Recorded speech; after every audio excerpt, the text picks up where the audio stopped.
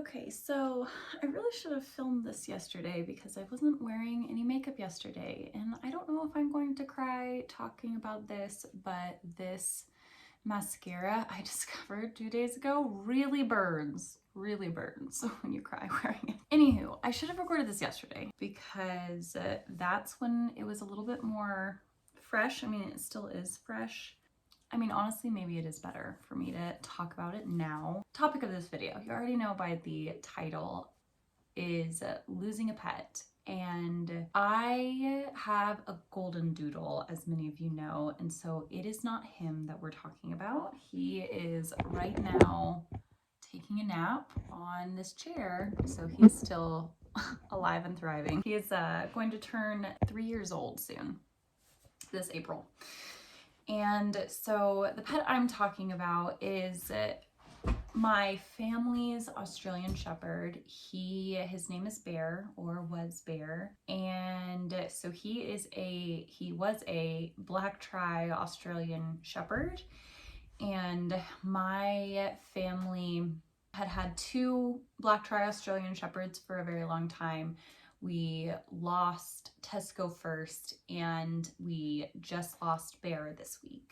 So I have been going through the ups and downs of grief dealing with losing Bear, and it has definitely been the hardest pet loss to date, but also not as hard as it has been right now, I know, on my parents, because he was primarily their dog. He lived with them, and even though I got him when so if he was 11 and I'm 28, I guess 17, yeah. I'm like, I can do the math on that, I don't need a calculator. 17. So I got him when I was 17, and I bonded really, really closely to him when we got him. We got him as a puppy. I will post some pictures of little baby puppy Bear right here. He was the cutest little puppy. And one reason, so he was part of a couple litters that some of them were marked as show dogs, but one reason he wasn't eligible to be a show dog as an Australian Shepherd is actually because he didn't have, there's a few things they look for, because Tesco was considered not show dog quality, but he had the white stripe down his nose. Bear did not have the white stripe down his nose, and so because of that, he didn't have the physical traits of a purebred Australian Shepherd. So anyways, he wasn't eligible to be a show dog, but he was so cute. That was the first thing I noticed about him, was his little dark face. And also he was part of two separate litters that happened at the same time. So when we went over to pick him out, we noticed that he was always separated. You could see his little feet stick out from underneath some a bench or furniture or couch, wherever he was trying to escape the other dogs. We later found out that he was not friendly to other dogs, and that was probably a precursor to that, but we just thought, oh, he wants some peace and quiet, he's probably going to be chill, he's just napping. Which was funny because he was not chill. As if you have an Australian Shepherd or know someone with Australian Shepherds, they are very rambunctious. But anyways, I bonded with Bear since he was a little puppy, and we took him home and we had him in the crate, and I kind of, from the beginning, adopted him as my dog, and I wanted that bond, that special bond with a dog, and I felt immediately drawn to him. And so his crate was near my bed when I was 17, and throughout the night as he would cry, I would put my hand in his crate. I can't believe I'm crying for this. I would put my hand in his crate, and it would calm him down. And from that, and also in the morning, he wasn't allowed to be on any of our beds. He wasn't allowed to be out because he was a puppy, he was being potty trained. But I would crack open the crate, and I think I had even his crate on my bed, I want to say, and I would take him out and he would cuddle on the bed illegally in the morning hours. And I think because of all of that early morning cuddles, he emotionally attached to me because I gave him that comfort when he was really teeny tiny. And so there's so many photos I'll show you here of me just snuggling with Bear, of us doing that early morning time together. I always woke up early to do like early morning devotions. There was a hammock outside of our room, and so I would watch the like sunrise from that hammock, and he would hop up with me in that hammock, and both dogs would at a time, which you had to have a secure footing or else you could beep. Yeah, they would hop up with me, we would get in the hammock, and Bear was always just super cuddly. He would bring up his little paws and face up here all the time. So he was just a big physical touch. He was so, so cuddly. And it was really hard on me, super, super hard on me. And this is maybe a consideration for parents who have teenage children or near college age children, is that I bonded with him so much at first, and then I was at the season of life where I was moving off to college, so I had to like leave the dogs as I moved off to college, but I had such a bond with Bear. Whenever I would leave for college and move for a new semester, and then I would come back between semesters and go back for college, he gave me this like knowing look in his eye. I could see the sadness like in his eyes because he knew that I was leaving for college. Okay, let's not have this burn the eyeballs, but he would know, and we just had that like really sweet heart connection in that way. He helped me through like the hardest season of my life. Now it's really probably maybe the second hardest or third hardest season of my life, but at the time leading up to then, it was the hardest season of my life when I had my heart broken for the first time, and he actually saved me from a really, really bad relationship. I had brought my first boyfriend over to the house. Bear, he was not a huge fan of other dogs, but he loved humans. He loved other humans. He just didn't like other dogs other than Tesco. And so I brought this first boyfriend over around Christmas time to meet my family, or to like spend time with my family. And my family wasn't a big fan of this boyfriend. And I know I needed to leave the relationship pretty soon after being in it, like probably like halfway through what the relationship ended up being. I knew I was supposed to leave it, but I just struggled with actually doing that. It was really difficult because I had fallen for this person. So I brought him over, and I remember this so distinctly.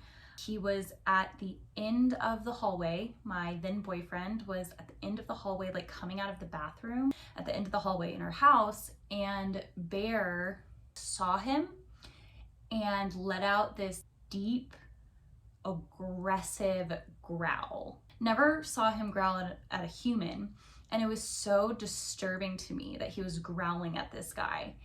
And that was literally my first major tick of, I know that dogs can sense things beneath the surface. I know that they see things and know things that we can't see. So what is he picking up on? What kind of intentions is he smelling on this man, on this person, that I can't pick up on? And so that stuck with me so, so hard. And it was the first major confirmation that I needed to break up with this person. Once I finally did, so that was Christmas. And then that summer, after the next semester, we had ended things when I moved back for the summer back home between my freshman year and my sophomore year.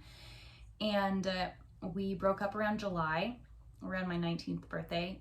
And it was also, we broke up, and then a week later I got my wisdom teeth removed. It was a terrible life season. I found these photos actually while looking for photos of Bear. This is what we were dealing with. This is how a 19-year-old should have felt. Brokenhearted, bandaged to the nines, with such a swollen face. And honestly, probably the heartbreak probably made the healing harder on my body because I was already really, really low and down. And I spent almost the entire rest of summer in bed. I was having a really hard time emotionally with the breakup. I was heartbroken. I spent the days in bed. The only thing I would really do for fun was watch One Tree Hill. Bear was like my emotional support dog during that time. No close friend that I had who could understand, who was there in Nevada with me. Truly the only emotional support I had was this dog, and he truly helped get me through. Like, he was the only source of oxytocin I had during that time, and he helped me get through that tough season where I would have sleepless nights and cry my heart out, and he was always there. and he knew exactly what I needed, and he could tell what I needed, and it was just his presence. And I feel like he just did so much for me. He just did so much for me, and it's hard when dogs do that for you. It's hard to be like, well, what did I do for you? I gave you the minimum of what you needed to help survive. I would feed him. I would walk him sometimes, but my mom walked him more than I did. And what did I give back to you? Because you gave so much to me. And so that was like a huge season of life. And then fast forward to when I graduated college, because then we would have all these times where I would come back and then leave and come back and leave. And I moved back home after graduating college for a season to help financially. And we got back into our routine of him like sleeping on my bed every single night, and he would actually sleep like right below my bed. So if I ever had to get up in the middle of the night, it was definitely a hazard to step on him because he was like a little ball right at my bed. And I used him actually as a vetting process for someone who I started falling for after I had graduated college. And it was actually just someone I had a crush on, and he worked at a drive-through coffee place. And I thought, okay, before I go through this whole relationship situation again, emotionally, even though it was 4 years ago, I could not handle the same level of heartbreak that was. And I had just gone through really casual, small flings between then. And so I brought Bear through the drive-through in order to vet this guy. He approved. There was no aggressive growling. There was only happiness and waggly little butts, because Australian Shepherds don't have tails, so they waggle their whole butt. But there was only this cute little waggly situation happening. There was no aggression, no growling, and that man ended up being my husband. So that he was like a very integral part of ensuring that relationship started in the beginning. And if he would have growled at this guy, I probably wouldn't have even pursued it. So honestly, thank you, Bear, for helping arrange my love life situation, because I needed you for that. We had a really strong connection, but he was my parents' dog at the end of the day. We were just very close. He was the first dog with a heart connection that I had ever had. So I was hoping that I would be there for his last moments, but I think it was right that I wasn't, because every time I would come over to see him, it took about a month for him to kind of decline. There was a day on the 13th, and this was me with Bear thinking that it was going to be any second now. We had an appointment to put him down that evening, but then decided to cancel it because every time I would come over, my sister would come over, any one of me and my siblings, I'm one of 5 children, and so any time one of us would come over, he would resurge with energy and excitement seeing us. And so we would almost give him a little pep in his step for a few more days, and then it would kind of wear off. It was like almost, not like adrenaline, but kind of that sort of thing happening. And so if he would have been close and if I would have rushed over there, I might have made it harder for him. And that's the last thing I want to do. My mom was that like steady force for him. And so she was with him for like his last moments. So I'm really grateful that he had that person and that he was able to pass it home. That was a big thing for us, was not wanting to take him into the vet and have that be an anxious experience for him. Yeah, so he passed away 3 days ago now, the 19th. Yeah, 3 days ago now. And this has just been me. I have been fine and then sad and then fine and then sad for the last few days, and none of my other pets passing came with this like grieving process. Bear's has been a little bit harder to deal with and a little bit more of a like process where the waves of grief just hit you. I wanted to make a video to just communicate how special of a dog he was. He really was so special in my life, and I will always remember him so fondly. he was just that first really special dog for me. And Kevin is that little guy now. I love Kevin so much, and we have that really sweet connection. So it's gonna be a rough go when Kevin goes, but we don't have to think about that. We don't have to be morbid. That is what I'm going through.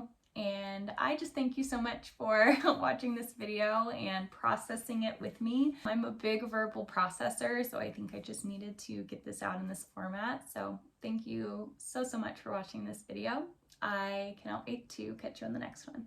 Bye, friends.